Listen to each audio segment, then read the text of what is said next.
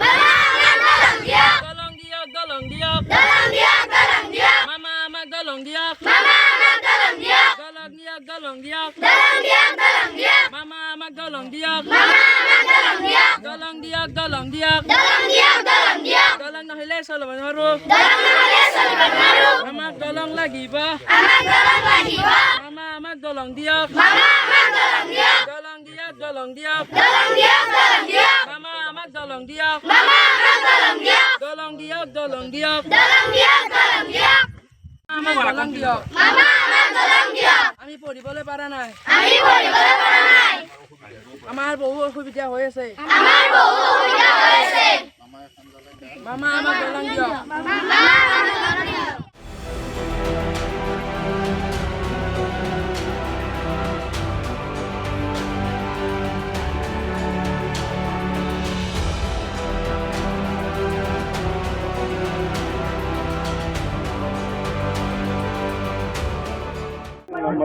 হয়, মই বৰ্তমান উপস্থিত আছোঁ পূৰ্বৰ হাজো সমষ্টি তথা বৰ্তমানৰ ৰঙিয়া সমষ্টিৰ অন্তৰ্গত গৰমচুং গাঁৱত। আৰু গৰমচুং গাঁৱৰ মই বৰ্তমান উপস্থিত আছোঁ গৰমচুং গাঁৱৰ মাজেৰে বৈ যোৱা এটা বৰলীয়া নৈ, আৰু বৰলীয়া নৈৰ ঘাটত মই উপস্থিত আছোঁ।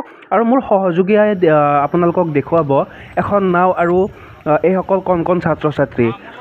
আজি প্ৰায় দীৰ্ঘদিন ধৰি এইসকল কণ কণ ছাত্ৰ ছাত্ৰীয়ে নিজৰ শিক্ষা গ্ৰহণ কৰিবৰ বাবে নদীটোৰে অহা যোৱা কৰে, আৰু নদীটোৰে অহা যোৱা কৰিবৰ বাবে এখন দলং নাই, যাৰ ফলত এই টুলুঙা নাওখনেৰে প্ৰতিদিনে অহা যোৱা কৰিবলগীয়া হৈছে।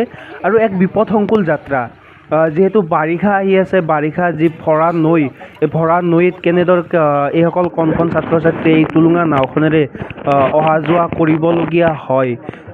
গতিকে এই ক্ষেত্ৰত বিভাগীয় কৰ্তৃপক্ষ তথা পূৰ্বৰ বিধায়িকা সুমন হৰিপ্ৰিয়া আৰু বৰ্তমানৰ বিধায়কজনক এই সম্পৰ্কে অৱগত কৰাইছিল যদিও এতিয়ালৈকে কোনো ধৰণৰ পদক্ষেপ হাতত লোৱা নাই, যাৰ ফলত এইসকল শিক্ষাৰ্থী তথা স্থানীয় লোকসকলে জমৰ যাতনা ভুগিবলগীয়া হৈছে। আৰু বৰ্তমান যিহেতু ৰঙিয়া সমষ্টিত অন্তৰ্ভুক্ত হৈছে, ৰঙিয়া সমষ্টিৰ বিধায়কজনকো এই সম্পৰ্কে অৱগত কৰাইছিল, কিন্তু বৰ্তমানলৈকে কোনো ধৰণৰ পদক্ষেপ হাতত লোৱা নাই। আৰু এই সম্পৰ্কে ৰঙিয়া সমষ্টিৰ ইঞ্জিনিয়াৰজনক জনাইছিল যদিও তেখেতে এনেকুৱা গৰমচুং গাঁৱত কোনো ঘাট নাই বুলি গা এৰা দিয়ে। নিশ্চিতভাৱে ইয়াত স্থানীয় লোকসকল আছে, আমি তেখেতসকলৰ পৰা কিছু কথা জানিবলৈ চেষ্টা কৰিম। আপোনালোকে দীৰ্ঘদিন ধৰি এই বিপদসংকুল যাত্ৰা অব্যাহত ৰাখিছে, এই ক্ষেত্ৰত চৰকাৰক কি ক'ব? প্ৰথমে আমাৰ এই ভিতৰুৱা গাঁৱত নিউজ কৰিবলৈ অহা নিউজ চেনেলক মই মোৰ ফালৰ পৰা ব্যক্তিগতভাৱে ধন্যবাদ জনাইছোঁ। আমাৰ ৰাইজখিনিও লগ লাগিছে। এই ছাত্ৰ ছাত্ৰীৰ যিটো দুৰৱস্থা, যোৱাকালি পৰহি আজি 3 দিন ধৰি মই আমাৰ মাননীয় বিধায়ক ভৱেশ কলিতাৰ লগতো যোগাযোগ কৰিলোঁ। তাৰপিছত আমাৰ এম পি এই শইকীয়া ছাৰৰ লগতো যোগাযোগ কৰিলোঁ। এই ক্ষেত্ৰত দৰখাস্ত তেখেতক হোৱাটছআপ যোগে পঠাইছোঁ যে আমাৰ এনেকুৱা দুৰৱস্থা, ছাত্ৰ ছাত্ৰীখিনি পাৰ হ'ব পৰা নাই, যে স্কুলত আহিব নোৱাৰে। তাৰপিছত আমাৰ ইয়াৰে স্থানীয় ৰাইজৰ এখন ব্যক্তিগত তেখেতৰ নাও আছে, তেখেতক অনুৰোধ কৰিলোঁ যে নাওখন কমচে কম কিছুদিনৰ কাৰণে ল'ৰা ছোৱালীখিনি যাতে স্কুল ক্ষতি নাযায় তাৰ কাৰণে ব্যৱস্থা কৰি দিব ক'লোঁ। তেখেতক দৰকাৰ হ'লে মই ব্যক্তিগতভাৱে তেখেতক পইচা দিম বুলিও কৈছোঁ, যে অলপ নাৱৰ ভাড়া হিচাপে দি দিম। কিন্তু এনেকুৱা এটা অৱস্থা, আজি কিমান বছৰৰ পৰা এনেকৈ আমি যাতনা ভুগি আছোঁ। এইটো PWD ঘাট, এই PWD ঘাটত যোৱাকালি ইঞ্জিনিয়াৰে এটা শব্দ ক'লে, এই ঘাটটো বোলে উঠি গৈছে। PWD ৰাস্তা উঠি যাব পাৰে নেকি? PWD ৰাস্তাটো যেতিয়া আছে, ঘাটটো আছে। এইটো 1970 চনতে চেংচন ঘাট। আজি যোৱাকালি ইঞ্জিনিয়াৰজনে তেনেধৰণৰ কথা কয়, আমাৰ ৰঙিয়া ডিভিজনৰ ইঞ্জিনিয়াৰে তেনেকুৱা ধৰণৰ কথা কয়। তেখেতক ফোন যোগে মই যোগাযোগ কৰিছিলোঁ, নাৱৰ কথা কৈছে, যিহেতু ঘাট নাই। এইটো দলং নিৰ্মাণ হোৱাৰ কথা আছিল।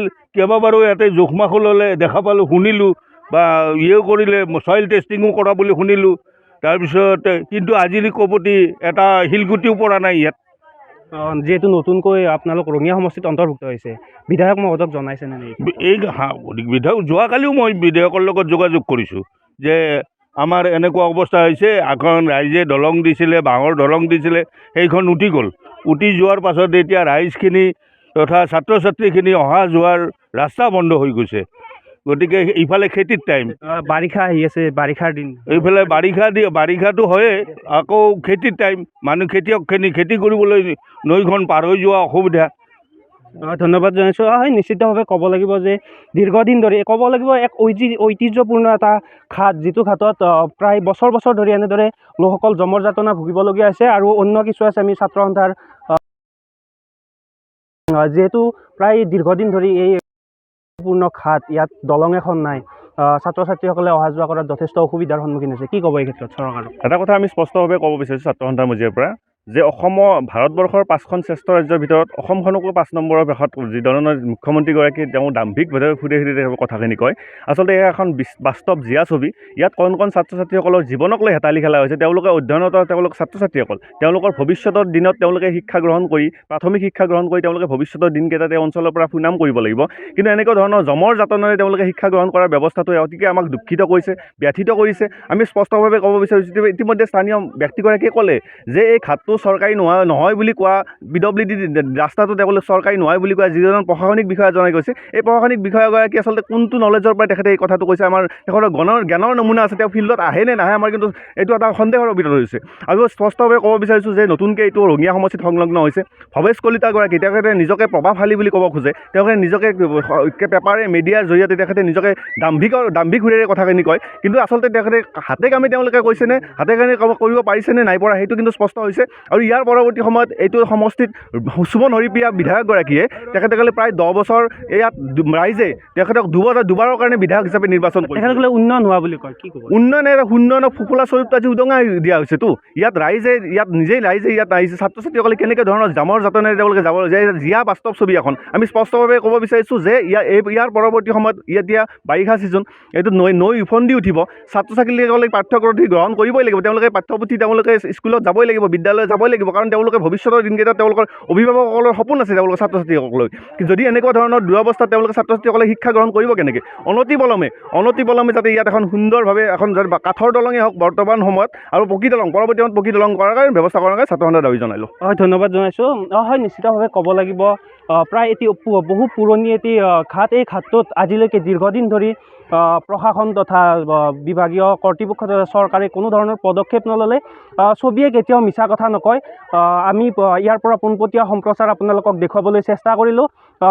এই স্থানীয় লোকসকলে প্ৰায় দীৰ্ঘদিন ধৰি এই নদীটোৰে অহা যোৱা কৰে, বিপদসংকুল যাত্ৰাৰে ইয়াৰ পৰা অহা যোৱা কৰে। ছাত্ৰ ছাত্ৰীসকলে প্ৰতিদিনে এই নদীটোৰ ওপৰেৰে বিপদসংকুলভাৱে নাৱেৰে অহা যোৱা কৰে। এই ক্ষেত্ৰত যদিও বিভাগীয় কৰ্তৃপক্ষ তথা বিধায়কগৰাকীক অৱগত কৰোৱা হৈছিল, কিন্তু তেখেতে কোনো ধৰণৰ পদক্ষেপ হাতত লোৱা নাই, যাৰ ফলত ৰাইজসকল তথা এই স্থানীয় লোকসকল ক্ষোভিত হৈ পৰিছে।